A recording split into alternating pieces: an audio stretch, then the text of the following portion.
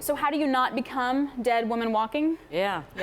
So it's interesting. I read the other day that there was a survey done that only 31% of investment professionals feared survival anxiety or had survival anxiety. And I think that Marty's comments are right. We should all be more nervous, more anxious, and have a greater sense of urgency about driving the industry for change to help clients rather than resting and trying to protect what used to be. And so I said before when I was on air here recently that this is a rebirth for active management and it's a time of change. And so I don't believe that M&A is a panacea.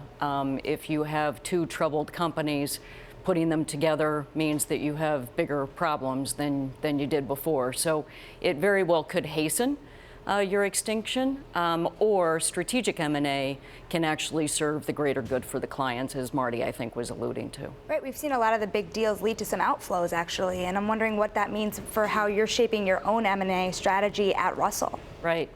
Well, ultimately, you want to make sure that you're focused on adding value to clients over the long term. And even if that means that you insert some uncertainty, you absolutely need to take shorter-term pain for longer-term gain. So there very well could be. The industry has been frozen at times because any change is deemed to be a more uncertain environment, and you might have turnover, and it's a people-intensive business.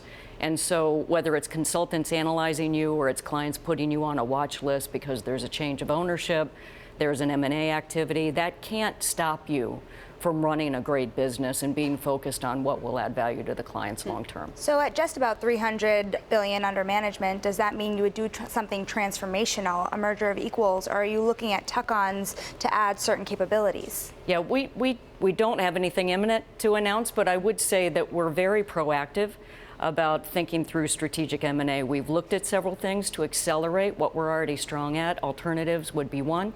We have $20+ billion in alternatives, and we want to bring that to individual clients, increasingly so. And technology is another key area. And so our desire to do acquisitive M&A would emanate from trying to accelerate areas of things that we believe are strengths, but we want to move more quickly, and then would never forestall the possibility of doing anything that would benefit the clients. A year ago, you did an interview with the Financial Times where you saw a massive shakeout in the industry, and since then we've seen job cuts, State Street, BlackRock, AQR, hedge funds, so it's not even just in the more passive industries where there's a ton of fee pressure, although hedge funds also have fee pressure. What do you expect for the year ahead after such a bloodbath we've already seen in terms of job cuts? Right. Well, the industry is changing, and with change you need to embrace, not protect. And so from that standpoint, operational alpha is incredibly important.